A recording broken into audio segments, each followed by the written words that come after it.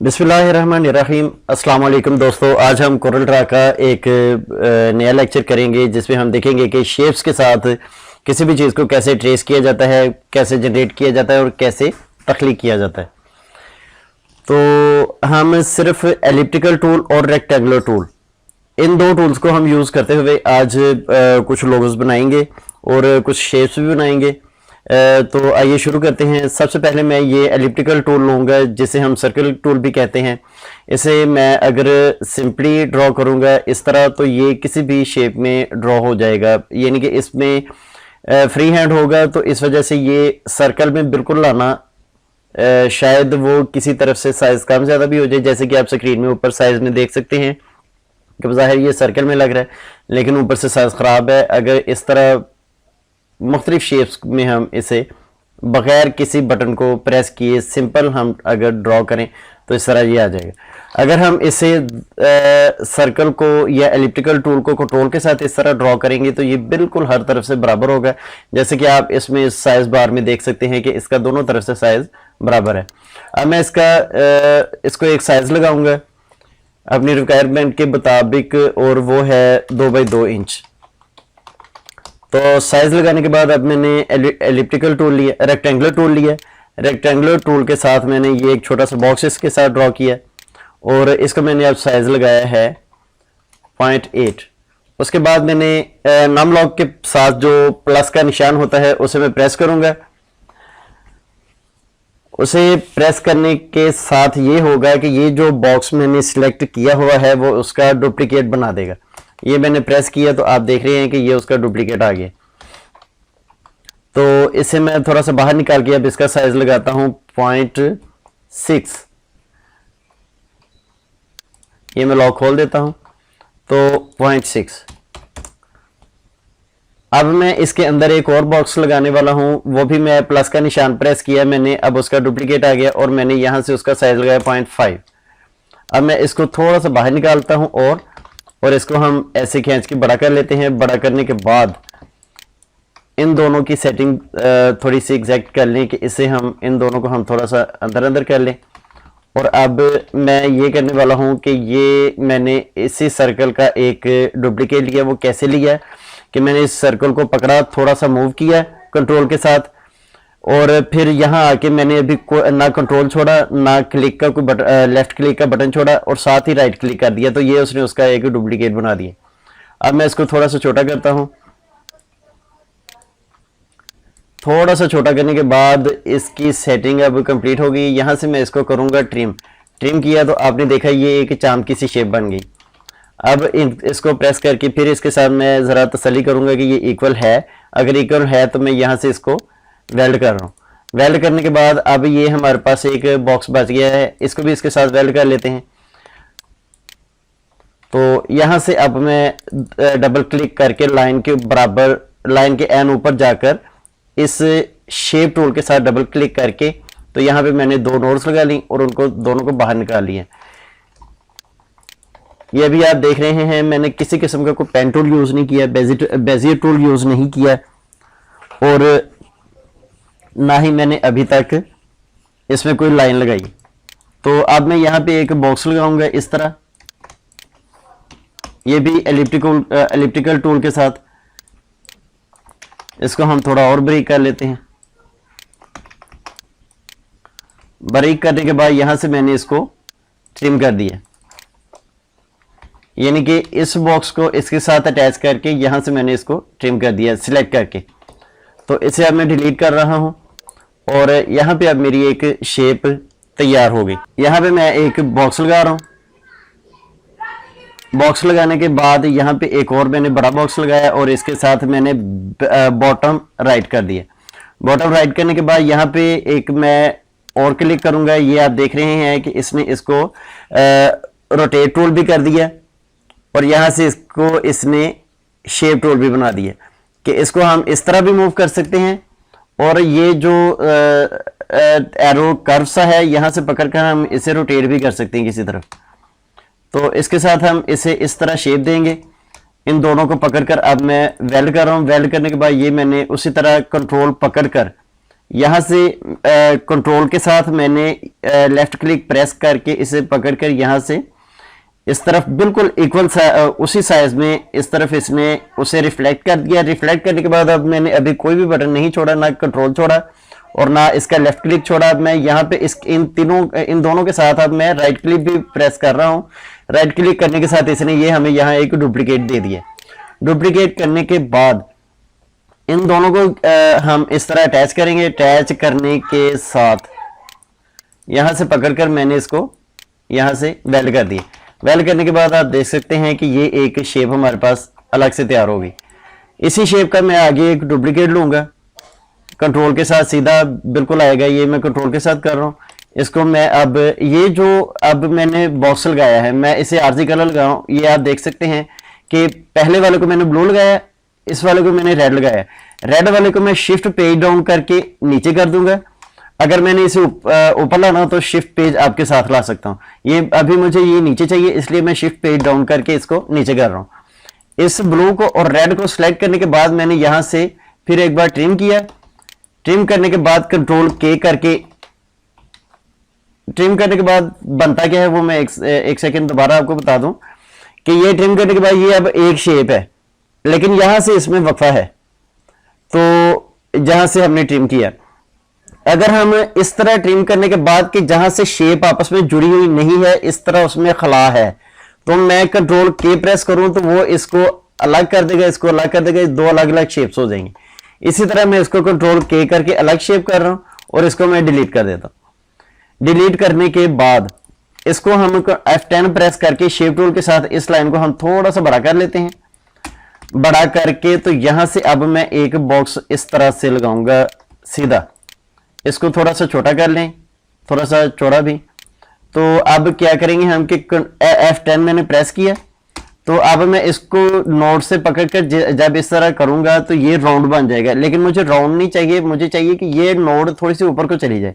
उसके लिए मैं कंट्रोल क्यू प्रेस करके इसे कर्व करके तो फिर यहां से पकड़कर इसे थोड़ा सा ऊपर कर लूं। तो इसे थोड़ा सा अंदर को ले आते हैं। इस तरफ एक और डुप्लीकेट इसका लेते हैं। डुप्लीकेट लेने के बाद इन दोनों को ग्रुप करके तो मैंने ये रेड शेप के साथ इसे पकड़ लिया।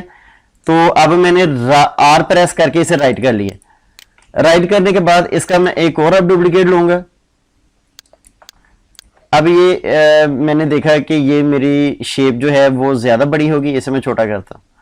इसे यहां लाकर इसे पकड़ा तो मैंने इसके साथ इसे ये सारी शेप्स को ये मैंने पहले शेप टूल प्रेस किया यहां से F10 से, इसको इसके साथ मैंने ये दो नोट स्ट्रैक की, फिर मैंने शिफ्ट के साथ इसे पकड़ लिया। अब मैंने ये सारा ड्रैग करके ये सारी नोट जो है वो पकड़ ली। अब मैं कंट्रोल के साथ इनको बिल्कुल सीधा ड्रैग करके छोटा कर रहा हूं। तो अब मैं क्या करूंगा कि जी इनको अनग्रुप करूंगा। उसी तरह इसको शिफ्ट पेज आपके साथ ऊपर लाकर तो इसको और इसको पकड़कर यहां से ट्रिम कर दूं। तो ट्रिम करने के साथ आप देख रहे हैं कि ये शेप बन गई इसकी। अब ये शेप्स इन चार शेप्स को मैं एरो के साथ थोड़ा सा ऊपर को कर रहा हूं, थोड़ा सा राइट भी कर रहा हूं और यहां से हम इसको यहां से पकड़कर थोड़ा सा छोटा कर लेते हैं। छोटा करने के बाद यहां से हम फिर इसको राइट कर लेते हैं ताकि अगर 19-20 का फर्क आ जाए तो बराबर हो जाए। अब यहां से हम पकड़कर इसे छोटा करेंगे। छोटा करने के बाद अब यही दो शेप्स मैं दोबारा पकड़ूंगा। अनग्रुप किया, अनग्रुप करने के बाद इनको ग्रुप करके यहां लेके आया, डुप्लीकेट लिया, इनको छोटा कर लिया। छोटा करने के बाद यहां पे मैंने अब क्या किया कि इनको अनग्रुप करके शेप टूल के साथ इन दो नोड्स को पकड़कर नीचे को खींच लिए।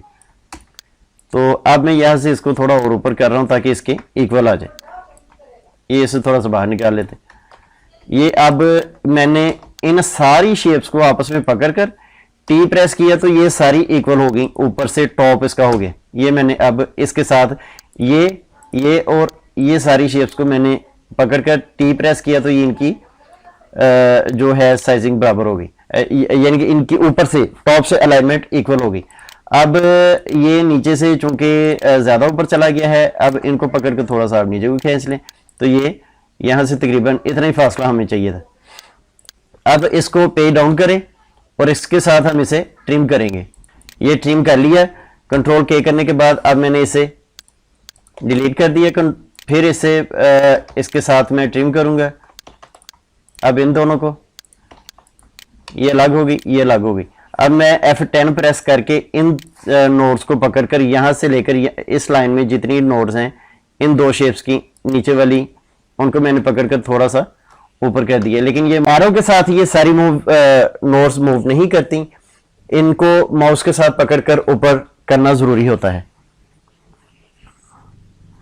उसके बाद ये हमारी तकरीबन शेप रेडी हो गई है।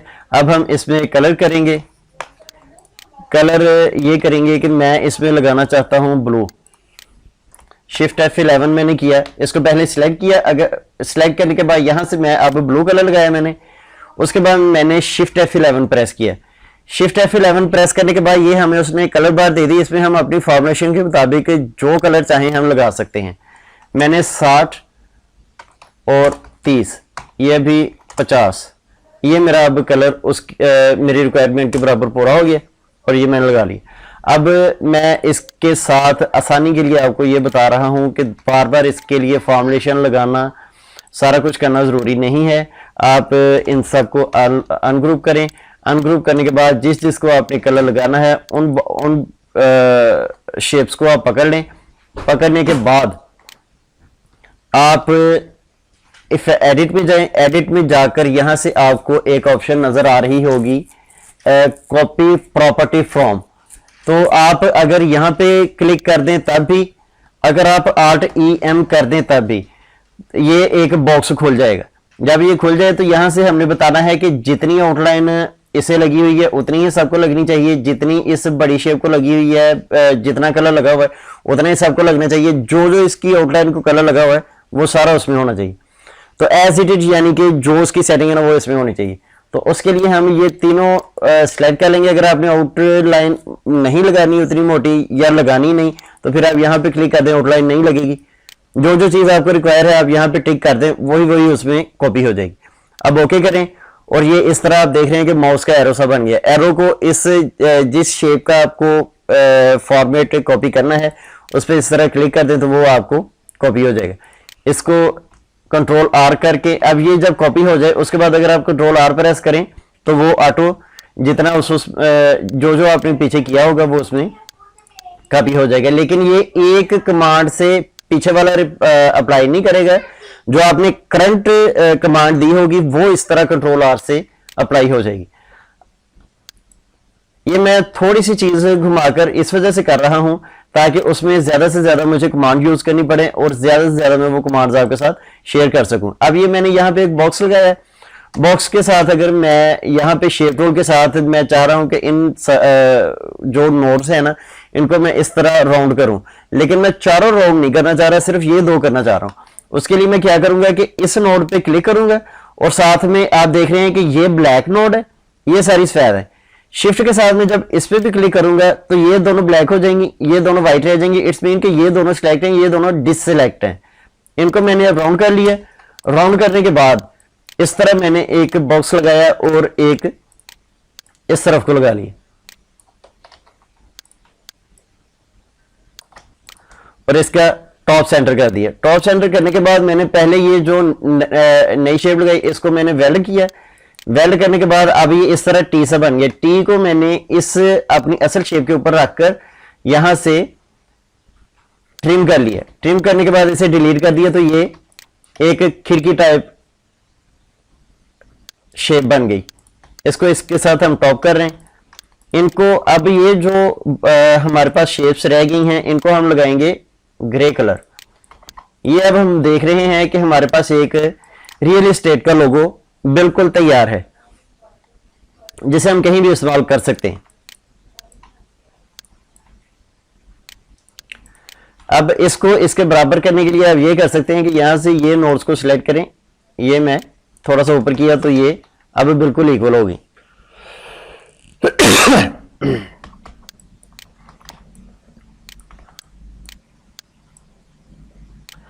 दोस्तों आपने देखा कि मैंने सिर्फ शेप्स के साथ इलेक्ट्रिकल टूल और रेक्टेंगुलर टूल के साथ ये एक लोगो आपके सामने तैयार किया।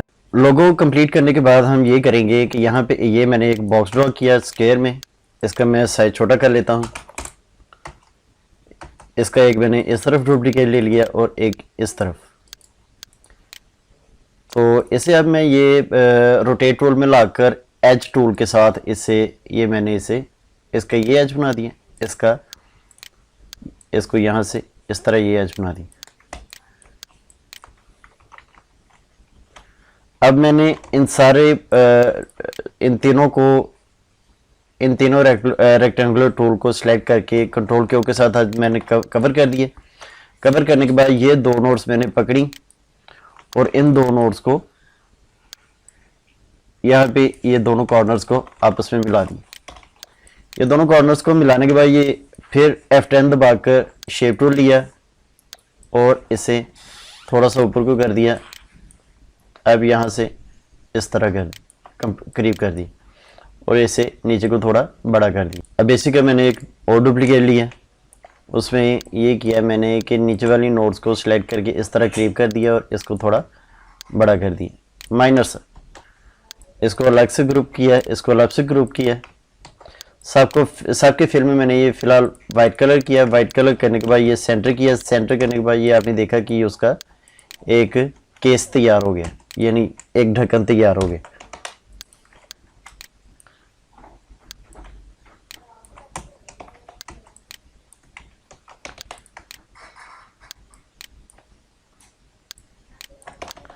अब ये नीचे वाले बॉक्स का मैं कलर चेंज करूंगा, इससे ब्लू कर दिए, इससे लाइट ब्लू कर दिए।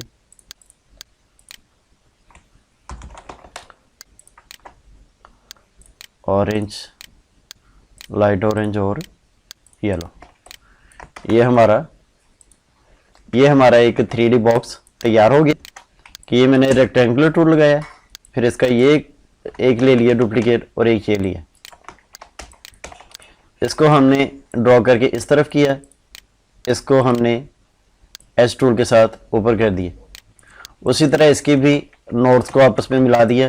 पहले इनको कर्व किया, अब नोड्स को आपस में मिलाएंगे हम F10 के साथ। ये नोड्स मिली। अब नीचे वाले जो हैं हमारी ये वाली नोड्स, पहले सबको सिलेक्ट किया। इन नोड्स को हम इस तरह पास करते हैं और इसको हम थोड़ा सा छोटा कर देते यहाँ तक।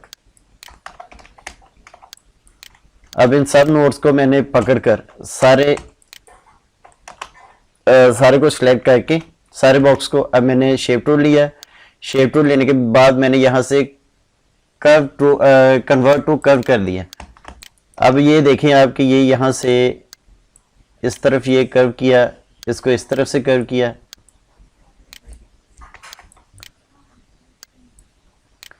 ये अभी मैं रफ सा कर रहा हूं। ये एक हमारी किताब तैयार होगी।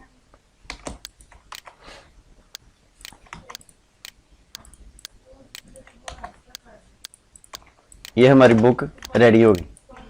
उसके बाद हम ये कर सकते हैं कि सर्कल लिया। सर्कल लेने के बाद ये मैं शेप टूल पे आया तो ये आप देख रहे हैं, इसको मैंने कर्व कर दिया। यहाँ कर्व कर दिया। आपने देखा है कि ये इसके चारों साइडों पर, तीनों साइडों पर, ये चारों साइडों पर ये हैंडल्स हमारे पास आ गए, शेप हैंडल्स। इसको हम यहाँ से एक बिजवी शक्ल दे लेते हैं। बिजवी शक्ल देने के बाद ये मैंने ये वाला यहाँ से पकड़ कर इसे थोड़ा सा अंदर को किया और इसको ड्रैग करके हम यहाँ से ऐसे मूव कर लेते, इसके साथ ऐसे। ये हम देख रहे हैं कि ये एक तकरीबन एक मैंगो शेप जो है वो हमारी तैयार हुई।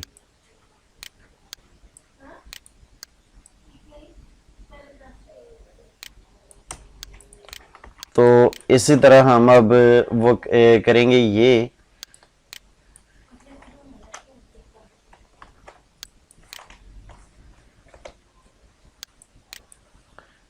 इस नोड को डिलीट करके इसे हम पकड़ के अब convert to shape curve shape करते हैं। इसे एक को डिलीट करें।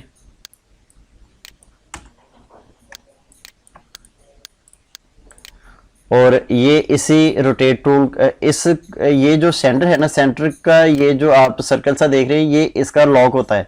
हम अगर इसको यहाँ इस नोड पे ले आएंगे तो ये हम इसे अब रोटेट करेंगे तो आप देख रहे हैं कि वो जहाँ से हमने लॉक किया उधर मौजूद है, वहाँ पे वो स्टिल है, बाकी सब मूव कर रहा है। ये अब यहाँ पे ला के मैं इसे राइट क्लिक करके इसका डुप्लीकेट लेता हूँ, इसे थोड़ा सा छोटा करके अब हम यहाँ इसके ऊपर रख देंगे।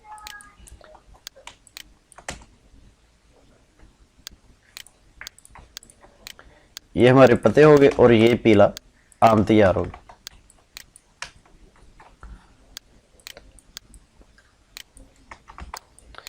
तो दोस्तों आपने अब ये देखा है कि हमने सिर्फ रेक्टेंगुलर टूल और एलिप्टिकल टूल के साथ हमने ये शेप्स तैयार की। इसके साथ हम और भी बहुत सी शेप्स तैयार कर सकते हैं, वो इंशाल्लाह हम चलते चलाते बाकी लेक्चर्स में करते रहेंगे। तो आज का लेक्चर यहीं पे इख्तिताम पजीर होता है। इस लेक्चर में किसी भी किस्म की कोई चीज़ मिसिंग रह गई हो या कोई तजवीज़ हो तो काइंडली इनबॉक्स में ज़रूर कीजिएगा।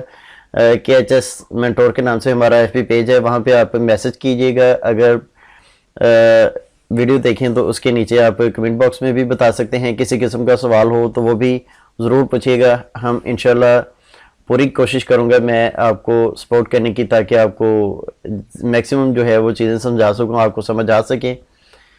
तो इंतज़ार रहेगा आपकी तजावीज़ का, आपके सवालात का। इसके साथ ही इजाज़त दीजिए नवीद सैलवी को। अल्लाह हाफ़िज़।